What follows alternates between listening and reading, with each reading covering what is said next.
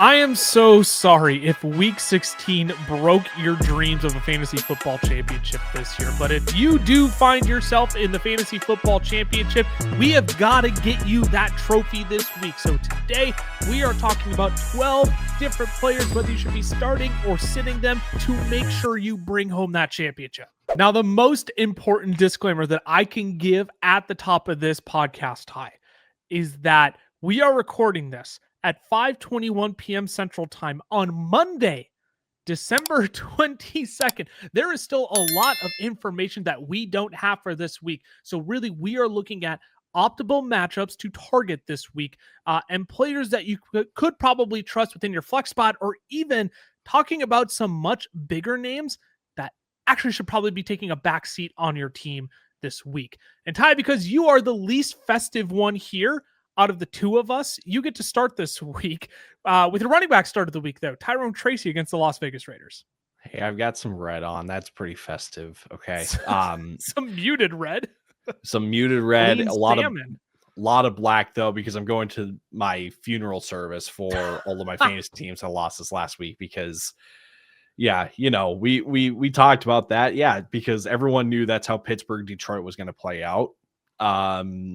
Ken Walker, massive week against the Rams. Ken Walker, massive week. Everyone expected Jacksonville to just walk in, absolutely dominate, like Denver and all that. Yeah. Because week 16 played out just like how everyone expected to. Anyway, since I've got that out of the way now, let's focus on Tyrone Tracy. It feels like a couple weeks ago I talked about Tyrone Tracy as a sit. I've since come around on this.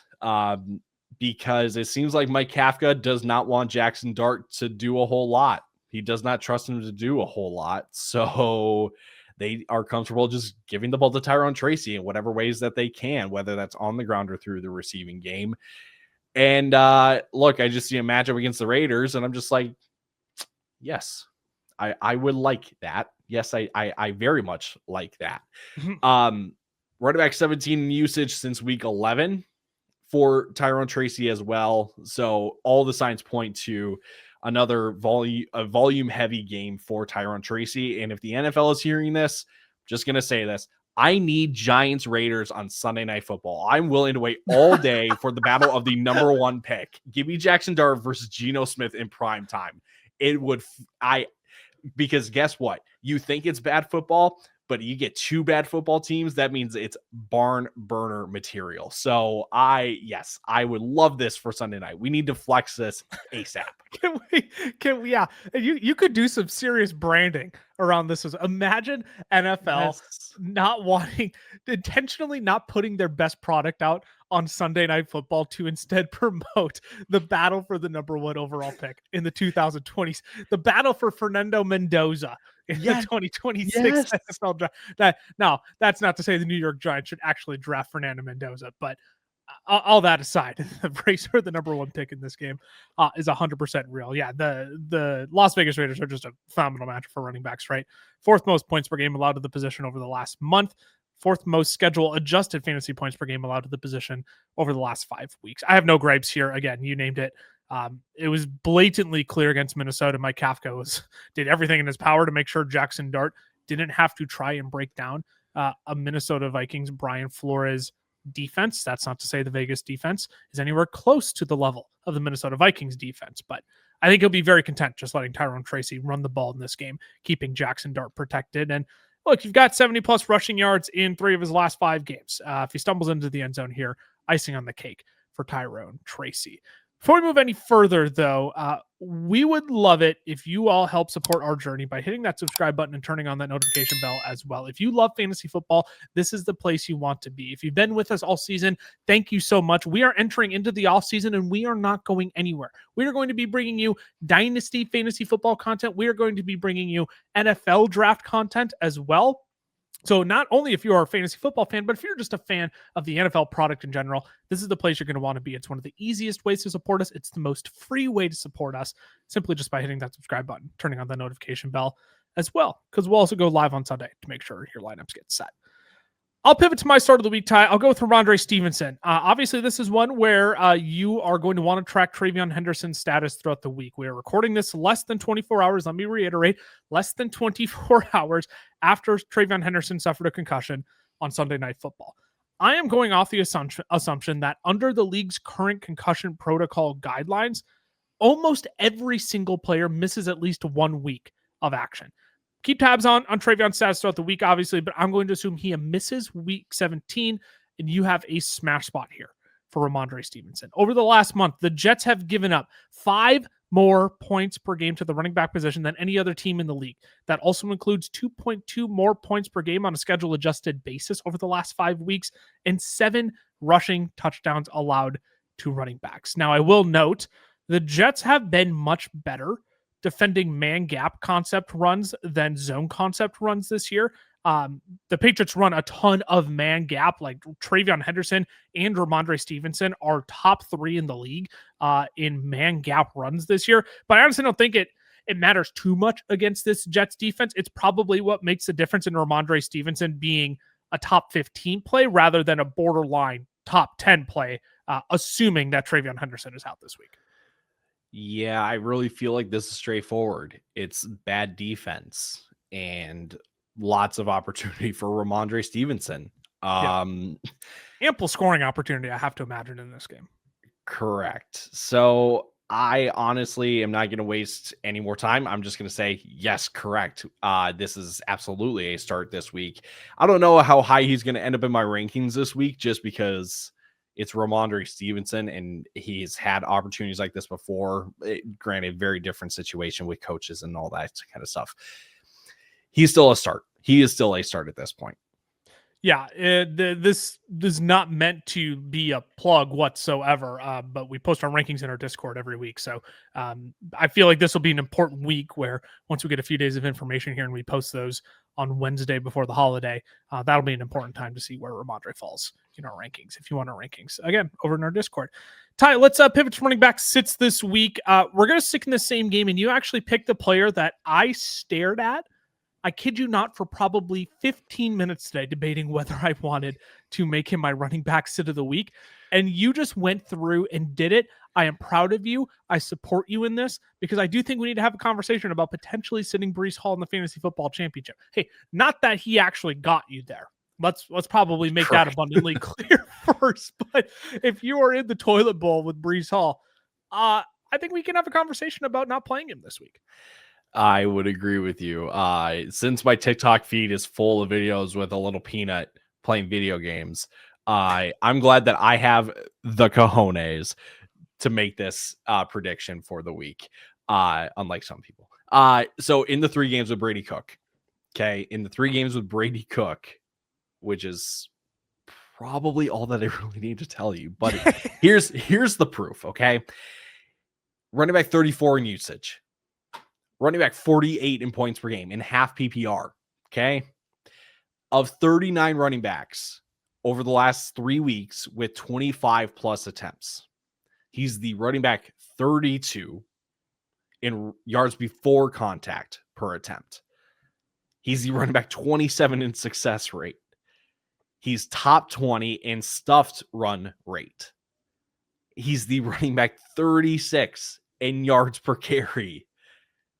I really don't think I need to explain this anymore. You know he's going to get touches because they have to get him the ball for any kind of hope, for any kind of movement down the field with the ball. But those aren't going anywhere right now. And the cherry on top of all of this, the receiving work has just disappeared. It wasn't really great when we were going through, the Tyrod Taylor and Justin Fields discussion and all that stuff like that. It took a hit, but we are nowhere near what it was at the beginning of the year.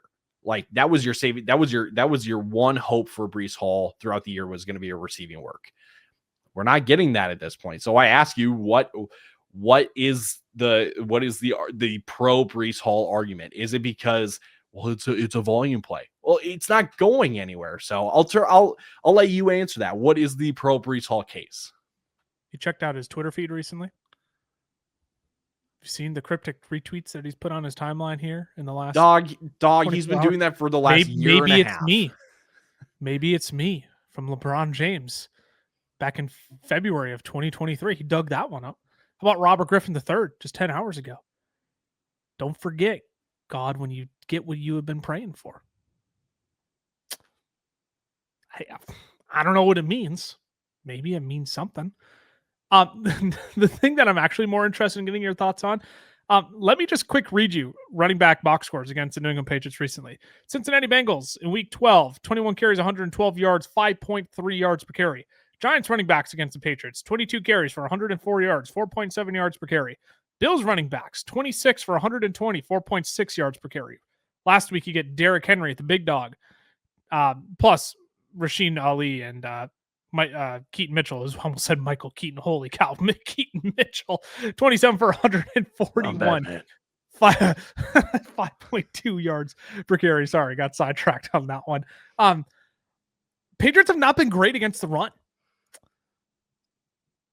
That's where I have like a glimmer of hope for Breece Hall this week. I look, this could simply be the Jets are just too bad to take advantage of a good matchup. I think that is very much a possibility. But I'm not going to sit here and act like the Patriots are a bad matchup here for Breece Hall after what we've been seeing running backs do to them over the last 4 games that they've played. So that's my counterpunch for Breece Hall. And the Twitter feed, squeaky wheel gets greased, but except less cryptic and more wide receiver drama-y. Sure. Here's what I will counter to that, though. All of those games have happened without the menace in the middle of the defensive line, Milton Williams. He is eligible to return this week. Sure. If that happens, it is like nail in the coffin for Breece Hall. So I understand that it's been, there has been some success against New England's run defense. I just don't feel great about the state of the Jets offense. And if you add Milton Williams back into the Patriots defense, it's kind of a double whammy then. Yeah. And that's the important part to bring up is that's all without Milton Williams. So if they do get Milton Williams back this week, I do agree. I think Breece Hall is probably a very, very easy decision to leave on your bench this week. But I just want to make sure I tease that out, right? All right. Milton Williams isn't back there. There might be an opportunity here, but can the Jets take advantage of it? I would be willing to bet against it then for it. Look, we talk about Aaron Jones a lot on this channel. Potentially a start last weekend and turn in the worst week in the world. I'm also not sure that Jordan Mason's status impacts this pick too much. But I don't like Jones all that much more, even if Jordan Mason doesn't play this week. You can point at the Pittsburgh Steelers rushing stats against the Detroit Lions last week and tell me that Aaron Jones will be just fine. That Steelers offensive line literally came off to bite the kneecaps of the Detroit Lions. I do not hold that same level of confidence here for the Minnesota Vikings offensive line. Last time we saw Aaron Jones with Mac Brosmer at the helm against Seattle, 6 carries for 3 yards, 4 catches for 22 yards, try 2.5 points in half PPR formats. That's a running back 61 on the week. This Lions team is going to come just pissed off after losing to the Steelers on Sunday. No thanks. I really don't want to mess with the Detroit Lions matchup this week here for Aaron Jones. It's again, you can point to the Steelers last week. It's not as good of a matchup as the Steelers made it look to be. Do you think Detroit forgot about what happened in week 9 as well? Yeah. This could get ugly. I'm worried this is a bloodbath. Like I'm worried the Vikings get blown out on Christmas by 20 plus points. If Jahmyr Gibbs gives us an Alvin Kamara, 5 touchdown Christmas miracle game after what happened this past week, where it could, it was still a great game, but for him at the end of the day, but it took a while to get there. So all I'm saying, that could very well happen. Like you said, kind of double revenge game here, right? For trying to avenge the week 9 loss to Minnesota, and then what happened last week against Pittsburgh. I mean, the Lions have to win. They have to win. They have to win out if they want to make the playoffs. And that's assuming the Packers drop their last 2 games as well. So They need to win out, and the Packers need to drop their last two. So, which you've got Minnesota in week 18 if you're Green Bay. So, oh boy, Detroit, oh it's a must-win boy. game for Detroit here in week 17. I mean, it is going to be all gas, no brakes for this team. And now maybe you can counterpunch and say, oh, Aaron Jones still caught 4 catches with Mac Brosmer. Maybe does he get 5-6 catches this game? Maybe. But again, like if we're looking at half PPR formats, do I expect Aaron Jones to get 30 rushing yards? Maybe.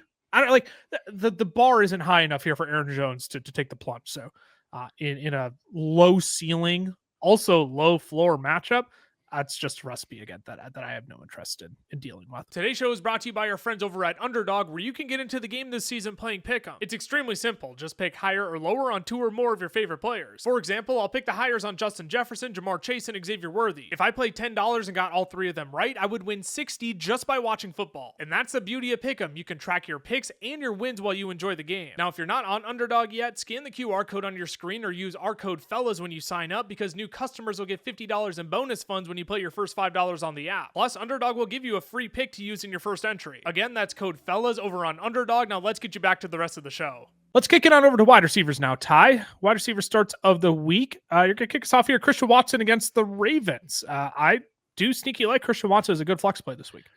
Yeah, I'm not going to lie. These last 2 weeks have been pretty rough for Christian Watson. But the reason why I like Christian, I just think he's primed for a bounce back against Baltimore, regardless of who plays quarterback.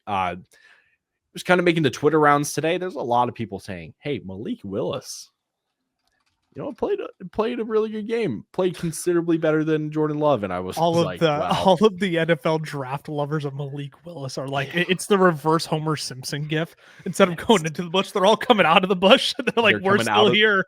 They're coming out of the woodwork, right? It's never wrong. We're just a little early. That's all that it is. Okay. Let's take a look at the last 2 weeks here for Christian Watson, right? Week 15 against Denver. You had Pat Surtain matched up with you 9 of your 19 routes before you got hurt, and only 1 catch when Surtain was in coverage. Okay. Then you go this past Saturday against Chicago. You had 6 targets, which was tied for the most on the team with all the quarterback fiasco that happened. I think it was 8 different players that had a target in that game. So that is typical Green Bay, but like at least Christian Watson was still towards the front of that. And here's the thing that just blew my mind. I knew Green Bay ran the ball a ton in this game. Here's the numbers for it. Okay. Only 24 pass attempts on 32 dropbacks to 44 total rushing attempts by Green Bay in that game. I don't know if that's necessarily that LaFleur doesn't trust his quarterbacks, because it was a pretty heavy dose of Jordan Love in the passing game before he got hurt. So all this to say, I think these last 2 weeks were pretty unique. They are not the norm. Okay. So of the big 3 receivers this week going against Baltimore, right? Watson, Reed, and Dobbs. Christian Watson leads the team in target rate and fantasy points per route run versus man coverage. And going into week 16, Baltimore ran the 6th most man coverage in the league. So like I said, I expect Christian Watson to bounce back this week in what is also a must-win game for Green Bay to stay in the playoffs. I should have done the research. This is my bad. I don't know where Baltimore's status is right now after losing to New England. I thought I heard something that they're out of it now. Maybe not. They have one more game to really prove it, but must-win game for Green Bay for sure. Yeah, per the Athletic right now, the Ravens have a 7% chance of making the playoffs. Obviously, Bengals and Browns are out of it. It is pretty much they have to go through winning the division. So essentially, they need the Steelers to lose out, and the Ravens need to win out in order to make the playoffs here for the Baltimore Ravens. The one thing I'll point out that I really like about this matchup for Christian Watson is that you are looking at a defense that has allowed 41 catches of 20 plus yards to wide receivers this year. 41 catches of 20 plus yards, because we know with Christian Watson, you are banking on the big play. And so if you're looking at a secondary that has been exploited by big plays to wide receivers this year, Let me quick pull up how many they've allowed at 40 plus yards. Only 6 catches of 40 plus yards. So it's right between that 20 to 40 mark. But again, 41 catches of 20 plus yards this year. Not going to be surprised at all if Christian adds one to that category. Christian Watson adds one to that category. Gives you a long touchdown again, similar to how we did against the Detroit Lions on Thanksgiving. Because that's the kind of play that makes a difference for you in a week for Christian Watson. It's the difference between him giving you, 4 catches for 39 yards or 6 catches for 70 yards and a touchdown on top of it. So if you get the explosive Christian Watson, much better week. High upside ceiling here, I think. Which I will say real quick, I don't know if the explosives have a great chance of happening if Malik Willis is playing. Which is fair. You boil that in. Yeah. Yes, you had to boil that in a little bit, but I do expect Christian Watson to kind of be the lead no matter who the quarterback is. That gives me enough intrigue to play him regardless of who plays at quarterback. Yeah, Jordan Love in concussion protocol as well. So monitor him throughout the week. My guess is that it's probably not good for him, a good look for him to be playing on Saturday. 1 day less rest for him. So my guess is that's probably going to be Malik Willis rolling out there. And you'll be looking at Christian Watson as, like a borderline flex option this week for your lineups. I'll go with Jacoby Myers this week. Look, I just want to start by saying that I have never left the Trevor Lawrence bandwagon. Okay. While people were kicking him while he was down, which was justified, he was not playing well. I still held the faith I had left in Trevor Lawrence. Look at him now. Look at him now. He's playing like a true franchise quarterback one here, Ty, over the last 3 weeks. And the Colts, I think, are a great spot for Jacoby Myers to continue his rock-solid play alongside Trevor Lawrence's as well. Over the last 5 weeks, the Colts are 6th in schedule-adjusted points allowed to wide receivers lined up out wide. I mentioned out wide specifically because I think a lot of people will just assume that Jacoby Myers has been put in the slot for this offense where he typically has been in the past, quote unquote, but that's just flat out not true.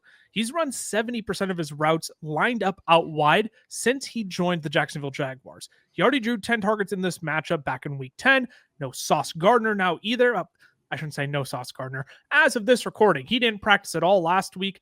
People are saying they're optimistic he might be back this week. Shane Steichen said he will return this season, which within context, you only got 2 more weeks for Sauce Gardner to return. If I'm the Colts on the slide that I'm on, if I lose on Monday Night Football here, again, don't have that result yet. I'm not rushing Sauce Gardner back if I don't have to. Again, all context that we just don't have yet. I want to point out and name though before somebody comes back and yells at me later in the week. But this is a great matchup here, I think, for Jacoby Myers to be listed as a wide receiver too, or at the very worst, like a top tier flex option this week. I'm intrigued because I want to ask you this.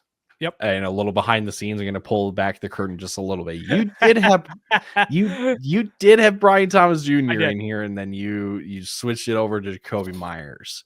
I did. I know that Jacoby has been the more productive Jaguars receiver since he started playing for Jacksonville between him and Brian Thomas Jr. So maybe this is not so much about Jacoby Myers because I think I agree with you. I think most people would look at Jacoby Myers in this matchup and go, yeah, I'm probably going to start him as a flex. What are your thoughts on Brian Thomas Jr. this week? Yeah, so admittedly, I almost fell victim to this. I thought Jacoby Myers was running more not more outright in the slot, but I thought he was playing a higher percentage in the slot than he was outside. But when I saw he was playing outside more than Brian Thomas Jr. has since joining the Jaguars, I mean, it's roughly the same, right? They're both running about like 68 to 70% of the routes on the outside. But when I recognized he was running that same clip, it got me thinking like, well, the Jaguars offense has actually started to click more when they're running it through Jacoby Myers. And I think the other thing that I was interested in too with Brian Thomas, I got to pull the numbers back up in front of me. But you look at perimeter wide receivers versus the Colts specifically, and the explosive playmakers specifically. I mean, JSN, obviously on the perimeter, 7 for 113. Rashid Shaheed was the one that I was fascinated by, 5 for 74. The Jaguars, you've obviously got, back in week 14, Nico Collins, again, big play perimeter wide receiver, 5 for 98, but you also look at Jayden Higgins, 5 for 65 as well. Obviously, Rashid Rice in the slot, 8 for 141, but again, Xavier Worthy out wide. 4 for 59. So my thought process was clearly I'm looking at all these perimeter big play wide receivers beat the Colts for big points. And so I saw that and said, in a great matchup, Brian Thomas Jr. lined up outside wide.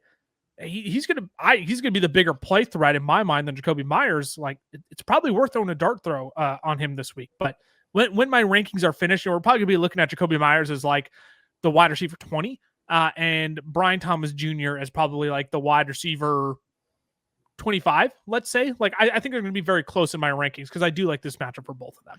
I just think Jacoby Myers is the like more stable contributor here than Brian Thomas Jr. will potentially be. It's a higher variance with Brian Thomas. I would agree with that. I do find myself kind of giving more attention to Brian Thomas Jr. this week because of this matchup with the Colts. Totally. But I definitely do not expect things to get flipped on its head this week. That like Brian Thomas Jr. has the bigger game than Jacoby Myers. It could happen because anything can happen in football. But I think, like I said, like you have said also in different ways, Jacoby Myers is definitely going to be the guy that you would prefer from this Jacksonville team in terms of pass catchers. Yeah. And I wouldn't be surprised at all if it does end up that Jacoby Myers gives you 6 catches for 90 yards this week. I also wouldn't be surprised if Brian Thomas gives you 5 catches for 85 yards and a score this week, right? And that's the difference between them. So both are going to be fine options this week. Again, once I saw the splits for Jacoby Myers and how much they favored the perimeter alignment, I just made the switch there because that was the trend I saw, is that these perimeter wide receivers have been eating up the Colts, again, outside of Rashee Rice, who we know is just kind of all over the formation for the Kansas City Chiefs. Let's kick it to wide receiver sits this week, Ty. I initially was going to give you a little bit of flack here for taking the easy route here with Khalil Shakir. He's been on quite the tailspin here over the last, 4 games since he went for 110 yards. But at the same time, I get it. Why do we want to go too bold here with the sits when the fantasy football championship is on the line? Instead, let's just eliminate the options that do not make sense in what could potentially be a high scoring game here between the Eagles and Bills. Let's just eliminate the options that people might be tempted to chase. And it feels like maybe the additional thought to this feels like Khalil Shakir gets the pass because he's the most productive Bills pass catcher that teams or fantasy managers are like, well, you know what? Maybe I need to consider Khalil Shakir. He's a Bills pass catcher that has a heartbeat. Exactly. Exactly. He doesn't mess around like Keon Coleman. He stays healthy, unlike Josh Palmer. He doesn't want out of the team like Elijah Moore. What else could I go with? I mean, like that's literally the thought process every single week that at least I go through, even going through rankings, where I'm just like, it is like Josh Allen's like number 1 guy in the receiving room, right? Like there is some merit to it, but ultimately why I don't like Khalil Shakir this week, even if the game is a high scoring one, like you hinted at, currently right now, 45.5 as of Monday evening at around 5:45. I don't lean towards it being a high scoring game, but people could look at it and say Bills Eagles. Yes, exactly. Playoff implications on the line, fighting for seeding. Yes, that's how I see it too. We talked about it last week with Deebo Samuel as your wide receiver sit for the guy that plays more in the slot for Washington. You draw one Cooper DeJean in coverage. Shout out Cooper DeJean. Shout out Coop. Same logic applies with this one, right? Khalil Shakir, primary slot guy for Buffalo. So you're going to draw Cooper DeJean, who has been absolutely locks from the slot this year. I just don't expect a whole lot. I'm expecting more of what we've been getting the last 4 weeks. If he walks away with 5 for 65, I feel like that's like ceiling this week. Best case. That is best case. So absolutely not worth the risk. Like you said at the top, it's championship week. We can do better than Khalil Shakir. We can do better than Khalil Shakir. Also, shout out Cooper DeJean, big WWE fan. Apparently dating a WWE superstar twice his age, Nikki Bella. Fan of the product, Cooper DeJean. All right. No judgment. No judgment here whatsoever. I just love that was like all over my feed last week and I couldn't get rid of it. It was both of my worlds coming together. It was Cooper. It was the NFL world of Cooper DeJean and WWE. The other thing I follow, they're just coming together. I was like, okay. The algorithm's like, oh, the two things Lucas loves. We're just gonna put it all over his feed. Well, what a symbolic relationship that is. It is. It means so much more than just two people. I tell you guys, it means so much more. We'll keep it moving because I have nothing to add on Khalil Shakir. You could have just said Cooper DeJean, and I would have said, yep, we can move on. You went the safe route. This is my Breece Hall for you, right? This is my Breece Hall of wide receivers. I'm good taking the pass on Ladd McConkey, man. Since week 11, he's been the wide receiver 57 in usage. And you'll notice in those 5 games, and like really, if we're being honest, throughout the entire course of the season, if you look at all the box scores, it's that his 2 top 20 finishes over the last 5 weeks both included a touchdown. Otherwise, you are looking at 3 catches for 13 yards, 4 catches for 39 yards, 1 catch for 12 yards, 2 catches for 20 yards, and 4 catches for 43 yards. I just don't think he finds the end zone against a Houston Texans secondary that's only allowed 8 receiving touchdowns to wide receivers all season. It's really as simple as that, Ty. Ladd isn't being used as this wide receiver who's worth being in your lineup. And he's now just become like a touchdown dependent option. And that's really painful to say, but that's the reality for Ladd McConkey when you go comb through his box scores this season and you look at the production, especially over the last 5 weeks that he's been giving you. It is that of a player who really you're wondering every week if you should be picking off of the waiver wire if they can continue a touchdown streak. I think what it comes down to is this. We're talking about an offensive line of Jamari Sawyer, Zion Johnson, Bradley Bozeman, sure, Mekhi Becton, who also hasn't been playing well, Austin Deculus. Going up against, you're 100% right. Going up against Will Anderson, Sheldon Rankins, whatever rotation they use at the second defensive tackle spot, and Danielle Hunter. This sounds like it won't go well for Ladd again.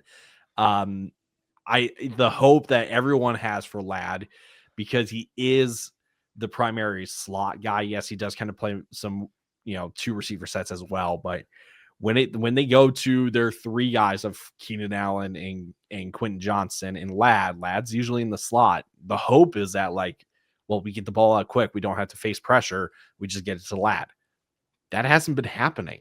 This offense, for whatever reason, has kind of stayed the same in terms of trying to push the ball downfield through the passing game, which, I mean, we see it all the time with our boys in purple. It's like, do we have to do this every single game? Because yes, it worked out this past week because it was Dallas with no Quentin Williams, but we saw it with Kansas City. We saw it with Philly.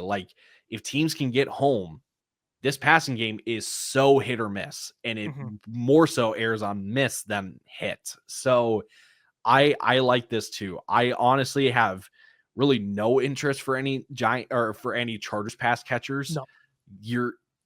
I'm just gonna say it. Yes, last week could have helped you out, but if you had Ladd on your team, you're probably not in the championship at this point because of what he was giving you the 4 weeks prior to week 16.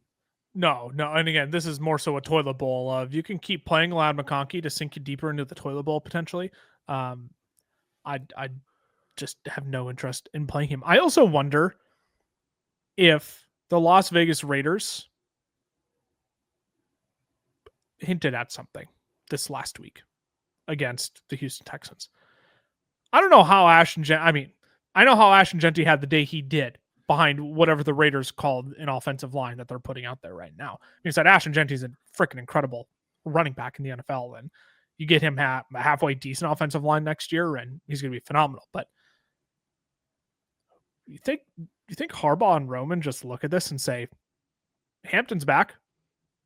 What if we ran the ball 30 times this game? Made Houston get tired up front. so we can survive behind this offensive line to maybe throw the football? Or do we just keep running it right at them and finding success that way? I don't know. I'm also wondering if they lean that way, if they saw what the Raiders did last week with, again, whatever offensive line they're putting out on the field right now, and said, hey, what if we run it back? What if we try the same thing? I think there's some merit to it. I mean, just look at Ashton Genty's I'm not saying game. it'll work. I'm just saying, Right. after what the Raiders just did, where everybody was telling you to sit Ashton Genty, and he goes up and puts up the absolute field day. What is he? RB1 overall in the week? Yep. I just wonder. I wonder. So just taking a look at exactly where the carries went and how far they went for Genty this last week against Houston. 3.0 yards per attempt, 3.5 yards per attempt when running at the tackles. Running at the guards and everything in between, Ashton Genty 4.3, 3.2, 3.2, and 11.5. They're light in the middle. Yeah. Where is Omari Hampton best? Hey, he's better up the gut. I'm just saying, like, there is some merit not to that what the you're Arsenal saying. combo has been great for the and it's better than the tackles that they're putting out there, but yeah, that's fair. That is fair.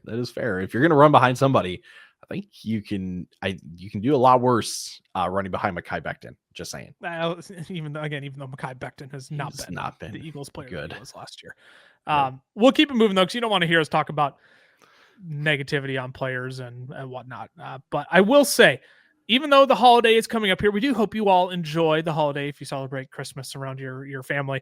We will still be live on Sunday. We'll be back here making sure your lineups are set for week 17 to keep you out of your league punishment or even help you win that fantasy football championship. So make sure you join us here. Hit that subscribe button, turn the notification bell as well, so you know as soon as we go live, 10:45 a.m. Central Time, 11:45 a.m. Eastern Time. If you want to come hang out, I assume it'll either be Ty or I on. Actually, I know it'll be either Ty or I on Sunday. And if I'm going to guess, it's probably going to be Ty on Sunday. So if you want to come hang out with Ty on Sunday to get your lineup set, this is the place you're going to want to be. Hit that subscribe button, turn the notification bell as well. We'll get your lineup set for you ahead of week 17. Let's close it out, Ty. Quarterback and tight end streamers here for the people. I really like your pick of Tyler Shuck this week. I don't know how many people realize this. Since week 13, Tyler Shuck is the quarterback 9 in points per game. Top 10.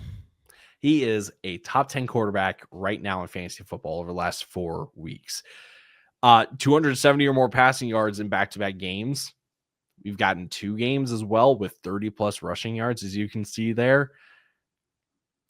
Look, Tyler Shuck has been balling out lately. Okay, no one's going to talk about it because it's the Saints, but we're just going to call a spade here. Is Tyler Shuck going to crack my top 12? I don't think he will, because I do think like the floor can kind of fall out from underneath the Saints offense a little bit. Yes, Kellen Moore has done a fantastic job at really making this offense somewhat digestible. But again, that the floor could just fall out at any point. So he's going to probably fall somewhere between quarterback 14, quarterback 18 for me this week. So he's by no means a must play.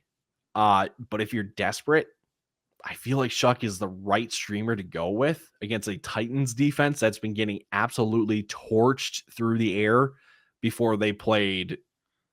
I don't even like Gardner Minshew is kind of looking like the undrafted free agent that he no, he was drafted.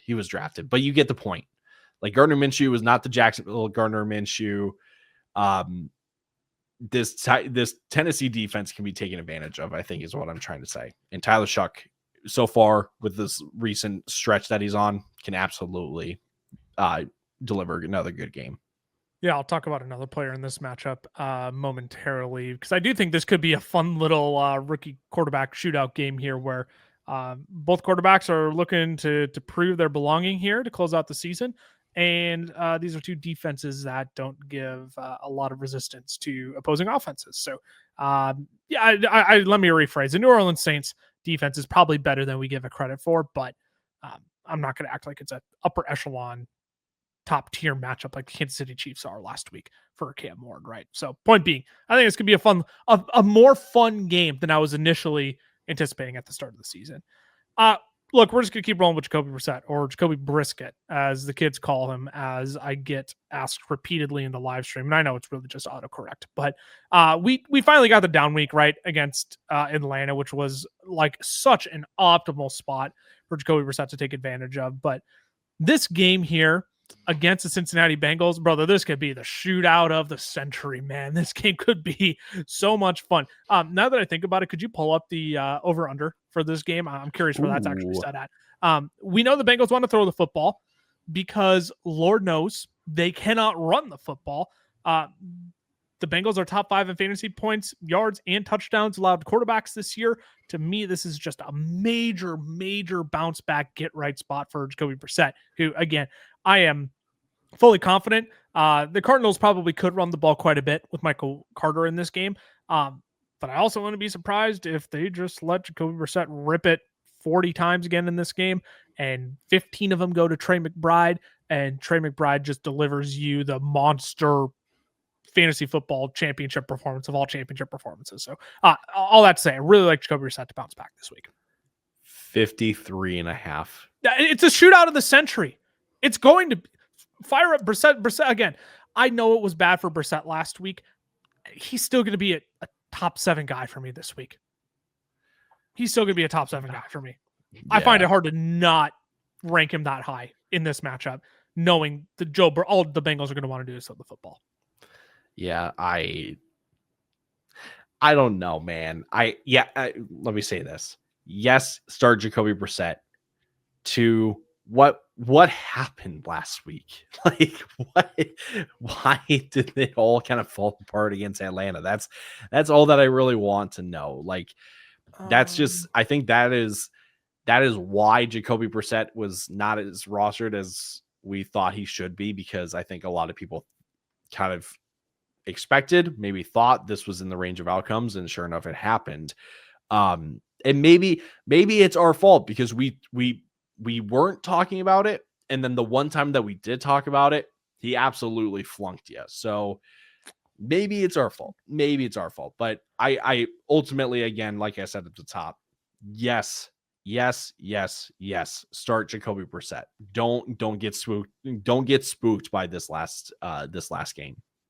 I'd be curious to go look at the pressure numbers from this game. I know Atlanta has been generating a ton of pressure on the quarterback recently. Their defense has been relatively hot over the last few weeks, but I haven't gotten a chance. Again, basically less than 24 hours since the slate closed yesterday. I haven't gotten a chance to go back and watch every single thing yet. So I'd be curious to see what the pressure metrics are. Jacoby Brissett only took 2 sacks, so that's why I'm curious about the pressure rate specifically. Because if they generated enough pressure, I could see how they would throw him off his game, but it's not like he took 5+ sacks or anything. 30% of his dropbacks were under pressure, and only a 25% completion percentage when under pressure, which is weird because, I mean, I even go back to week 14 against the Rams. He was pressured on 46% of his dropbacks, and he had a 44% completion percentage. So I maybe we can just say it was an off game for Jacoby Brissett. That happens, and no one likes that explanation, but players do have off games, and that happens sometimes.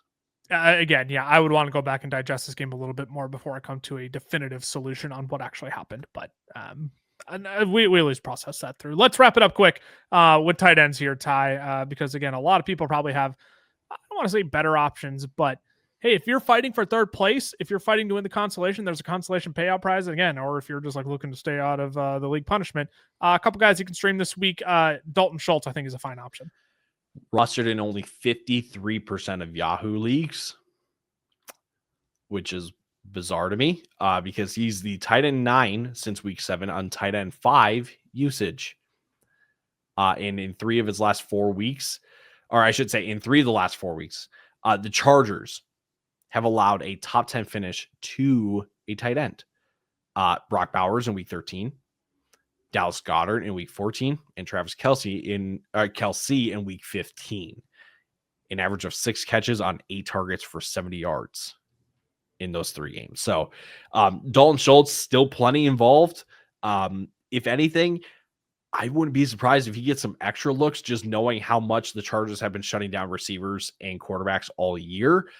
Not to say that Nico Collins is absolutely going to throw up a dud for you, but I'm just saying Dalton Schultz, we can do a lot worse than Dalton Schultz. Yes, you can definitely do a lot worse than Dalton Schultz. I 100% agree with you on that one. I'll close this out here with Juwan Johnson against the Tennessee Titans this week. I'm guessing he's going to be a relatively popular waiver wire pickup or streaming option this week. We finally saw the volume bounce back, and wouldn't be surprised if we, like I said, got a fun little rookie quarterback shootout affair here between these two teams. Titans have been towards the bottom of the pack against tight ends over the last month. I'm really after the hopeful touchdown here, though. 4 touchdowns allowed to tight ends over the last 4 weeks. So, again, if you like Tyler Shuck this week, if you think he tosses multiple touchdowns, I think that's just more opportunity for Juwan Johnson to potentially find the end zone as well. So, again, you can do a lot worse than Juwan Johnson. Again, as of this recording, rostered in only 64% of Yahoo leagues and 54% of ESPN leagues, 66% of Yahoo leagues. So, still ample opportunity to get Juwan Johnson on your team by the looks of it. If you need a streaming option, I do think him and Dalton Schultz are probably towards the top of your list. We'll put a pin in it there. There you go. 12 starts and sits will deliver you a fantasy football championship in week 17, or maybe just keep you out of league punishment. We know you people are out there fighting for your lives. We don't want you on street corners, embarrassing yourselves, twirling signs, honking for ridiculous reasons, whatever it may be. We want to make sure you all are safe out there. All right. So,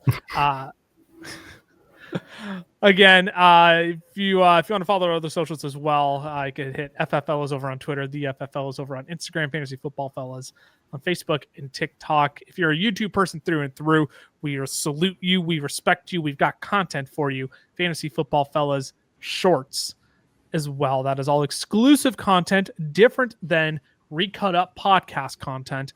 It's all exclusive that we provide for you only on those channels. If you want to follow our personal socials as well, feel free to do that. I'm at Lucas Wenzel on X, Tyler_Plath for Ty. As I mentioned, we will be back next week. I believe next week, Ty, I'm looking at the schedule for next week. Only one show this week because we got to take some time off for the holiday here, and we know you all are celebrating the holiday as well. What do we got? Top 10 lessons learned from fantasy football, and then we'll salute those of you who play in week 18. We'll have a start and sit show for you for week 18, but we'll try and keep that one a little bit more light, a little bit more quick, because we recognize that's not the majority of people out there. So, gosh, we're so nice. We're so nice to people. We really are. We really are. I know some people wanted it last year and we didn't provide it for them. Thought, well, you know what? There's probably enough people out there who will at least consume the content, will at least help you all out and navigate who's in, who's out, who should you play in replacement, who shouldn't you play in replacement, etc. We'll help you navigate all of that as well. So again, Merry Christmas, Happy Holidays to those of you who celebrate. We'll be back next week before the new year as well to hang out with you as well. We'll see you all then. Deuces.